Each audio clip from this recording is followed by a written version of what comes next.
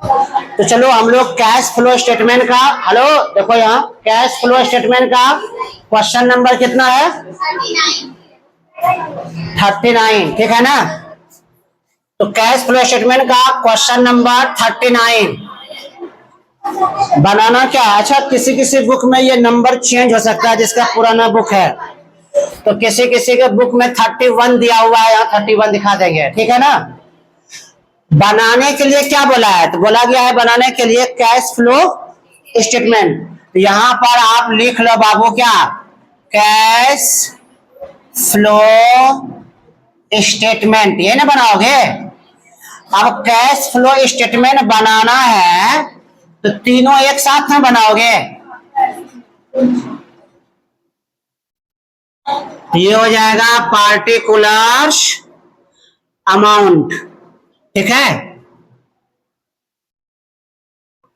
यहां लिखेंगे, आप चाहो तो अमाउंट का 2 कॉलम बना सकते हैं, एक कॉलम में बनेगा, जैसा मर्जी, कोई दिक्कत नहीं है। सबसे फर्स्ट नंबर में हमें क्या लिखना होगा? Cash flow.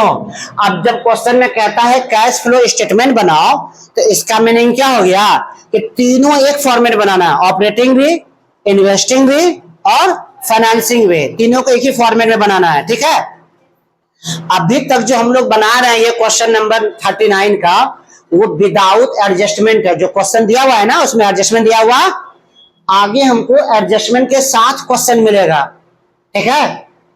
तो चलिए पहले यहां पे हेडिंग लिखते हैं, कैश फ्लो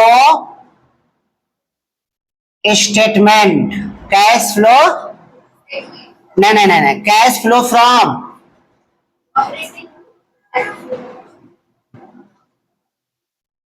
ऑपरेटिंग एक्टिविटीज लिखेंगे ना। ये मेरा हेडिंग हो गया। अब ये जो बनाएंगे तो सबसे पहले क्वेश्चन में ढूंढेंगे प्रॉफिट और लॉस।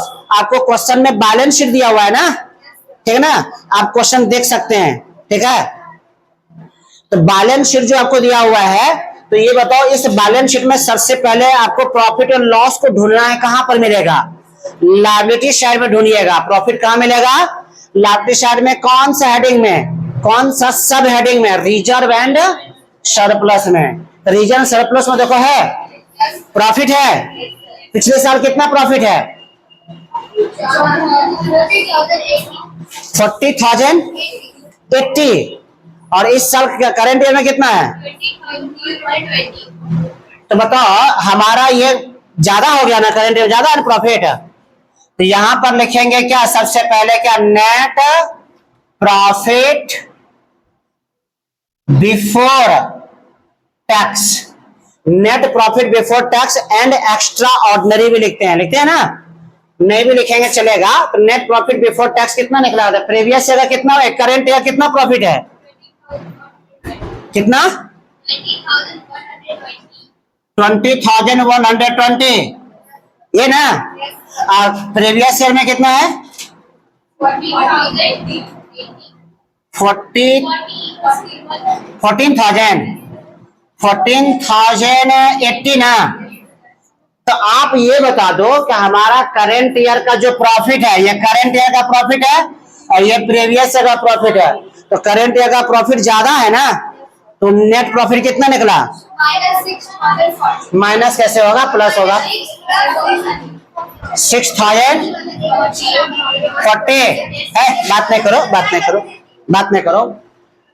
6,040 हो गया, कोई दिक्कत इसमें? अब हम लोग जब प्रॉफिट निकालेंगे तो क्वेश्चन में ढूंढेंगे non cash non operating expenses है क्या। तो बैलेंस शीट में कहां मिलेगा? तो आप बैलेंस शीट में जाकर देखोगे, कहां पर मालूम है? एसेट साइड में जाना। एसेट साइड में देखो गुडविल है, तो बढ़ा है कि घटा है? तो गुडविल अगर घट गया तो वो नॉन ऑपरेटिंग में आ गया ना, नॉन कैश में आ गया। तो यहाँ पर पहले हेडिंग क्या लिखेंगे? यहां ऐड करेंगे क्या, non cash and non operating expenses. ऊपर एक्सपेंसेस वाला आइटम लिखेंगे ना। ये मेरा हेडिंग हो गया पहले। अब इसमें कौन कौन सा नॉन कैश नॉन ऑपरेटिंग है देखेंगे। तो गुडविल कितना था? तो गुडविल जो घट गया तो हम लोग उसको बोलेंगे ना रिटर्न ऑफ हुआ है। यहाँ लिखेंगे गुडविल क्या हो गया, रिटर्न। और रिटर्न ऑफ को अमोर्टाइजेशन भी बोलते हैं। तो कितना घटा है 5000। तो आप यहाँ पर 5000 एक ही अमाउंट है ना, और तो कुछ है नहीं, तो डायरेक्ट यहाँ पर कितना दिखा दो 5000। अब आपका नन कैश और नन ऑपरेटिंग एक्सपेंसेस में कुछ दिया हुआ नहीं है क्या? देख लो इसमें से नहीं दिया हुआ है। चलो कुछ नहीं है तो हम लोग ऐड करेंगे इसको। तो बताओ कितना हो जाएगा ऐड? 11,040 आएगा। इस अमाउंट का क्या नाम दूं? इस अमाउंट का नाम हो जाएगा ऑपरेटिंग प्रॉफिट। ऑपरेटिंग प्लस में आएगा तो प्रॉफिट बोलेंगे ना, operating profit before working capital change. अब working capital means current assets और करंट लायबिलिटीज को चेंज होने से पहले का वैल्यू है, ठीक है। अब बताओ करंट एसेट्स है ना हमारे पास दिया हुआ, तो कुछ करंट एसेट्स को हम लोग ऐड करेंगे और कुछ लेस करेंगे। तो आप ये बताओ पहले करंट एसेट्स में क्या दिया हुआ है, कैश को छोड़ के बोलना है। इन्वेंट्री बढ़ा है या घटा है? इन्वेंट्री घट गया है। तो इन्वेंट्री घटेगा तो हम लोग, अच्छा क्वेश्चन में इन्वेंट्री घट रहा है तो यहाँ क्या हो जाएगा, प्लस हो जाएगा ना। तो यहाँ पर लिखेंगे डिक्रीज इन इन्वेंट्री। कितना डिक्रीज हो गया बताओ? 12,000 डिक्रीज हो गया, ठीक है, टोट हो जाए ना। उसके बाद क्या है, ट्रेड रिसीवेबल है, बढ़ा है कि घटा है? अच्छा ये बढ़ गया तो उल्टा चलेगा ना, एसेट्स उल्टा चलता है, तो रिसीवेबल बढ़ गया तो लेस हो जाएगा ना। यहां लिखेंगे इंक्रीज इन ट्रेड रिसीवेबल। बताओ कितना दिया हुआ है? 10,600। वेरी गुड, ये हुआ ना, देखो तो फट आवाज निकल रहा है, वेरी गुड। उसके बाद ट्रेड पेबल है, लेफ्ट साइड में चल गया, एसेट नहीं है, अब कैश नहीं दिखाते हैं। लेफ्ट साइड में करंट लायबिलिटीज को देखो, वो करंट लायबिलिटीज का सीधा सीधा करते हैं। करंट लायबिलिटीज बढ़ेगा तो प्लस करना, घटेगा तो माइनस करना, इंक्रीज तो प्लस, डिक्रीज तो माइनस। बताओ क्या है ट्रेड करंट लायबिलिटी में? ट्रेड पेबल बढ़ा है घटा है? तो बढ़ा है तो प्लस में जाएगा ना, तो हम लोग ऐड में दिखाएंगे बाबू इंक्रीज इन ट्रेड पेबल। बताओ कितना? 2,960। उसके बाद देखो क्या दिया हुआ है, provision for doubtful debts, provision for bad डेब्ट लिखा ना, वो करंट लायबिलिटीज के हेडिंग में है। तो प्रोविजन फॉर बैड डेब्ट को करंट लायबिलिटीज ही मान के चला है। तो बताओ वो बढ़ा है घटा है? बढ़ गया है, बढ़ गया ना, ये भी ऐड में जाएगा ना। तो यहां पर भी आप क्या लिखिएगा, इंक्रीज इन किसमें? Provision for bad debts, okay. कितना अमाउंट है? 200। सबको ऐड करके बताओ कितना हुआ, सबको ऐड करके बताओ कितना हो गया। नीचे 10,600 था ना, ये ऐड करने में इतना लेट बाबू। 9 2 11 1 5 15,100। 4,000 कैसे होगा बाबू? 15,160 ना। अच्छा माइनस करके बोल रहे हैं, ये माइनस करके कितना हो गया? 4,560। तो 4,560 ये प्लस में आया ना। तो आप बताओ ये भी प्लस में है, ये भी प्लस में है, तो प्लस प्लस करो, बताओ कितना हो गया सर? 15,600। देखो इसका आंसर है क्या? तो यहां पर लिखेंगे क्या, नेट प्लस में आएगा तो क्या नाम देंगे? कैश नंबर ए हो गया ना, ये नंबर ए बोलेंगे ना। नेट कैश इनफ्लो फ्रॉम किससे, ऑपरेटिंग एक्टिविटीज से, ओके ना, 15,600। चलो ये हो गया। सेकेंड नंबर हम लोग क्या बनाएंगे बाबू, तो लिखेंगे क्या, cash flow from investing activities. अब आप ये बता दो बाबू, cash flow from investing activities जो हम लोग हेडिंग कर लिए। अब इन्वेस्टिंग एक्टिविटीज में फिक्स एसेट्स और फिक्स लायबिलिटीज से मतलब होगा, फिक्स लायबिलिटीज से मतलब नहीं होगा, सॉरी, सिर्फ फिक्स एसेट से, और उस फिक्स एसेट से जो इनकम जनरेट होगा बस। तो बताओ फिक्स एसेट्स क्या है, लैंड है, बढ़ा के घटा है, बढ़ गया है, तो बढ़ गया तो परचेज किया ना, उसके बाद क्या है, बस लैंड सिर्फ है। तो यहां पर लिखेंगे क्या, परचेज ऑफ लैंड। बढ़ गया तो परचेज ना बोलेंगे, कितना बढ़ा है, 20,000।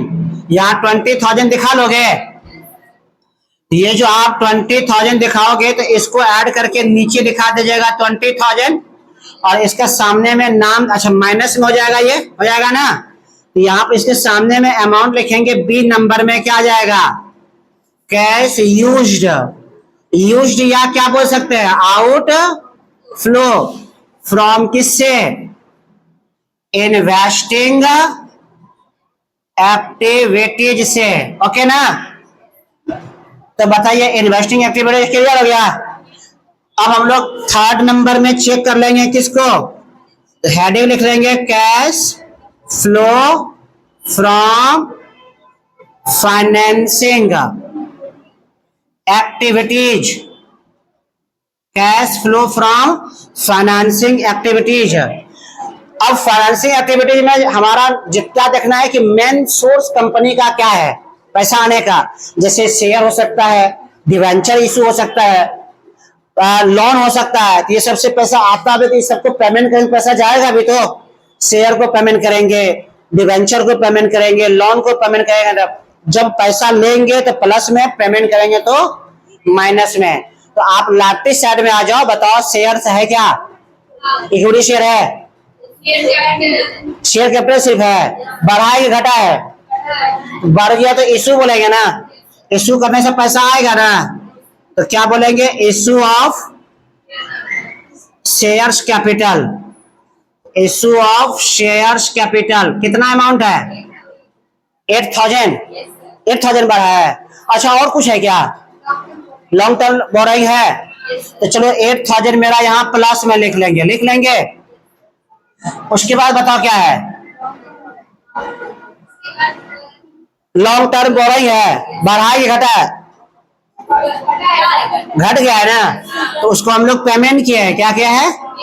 अच्छा उसके बाद और कुछ है, नहीं है ना, लॉन्ग टर्म कुछ है, तो हम लोग यहाँ पर तब इसको लेस कर लेंगे, क्या, घटने का मतलब पेमेंट करना ना, यहां लिखेंगे क्या, payment of long term borrowing है ना, तो कितना अमाउंट पेमेंट किया है,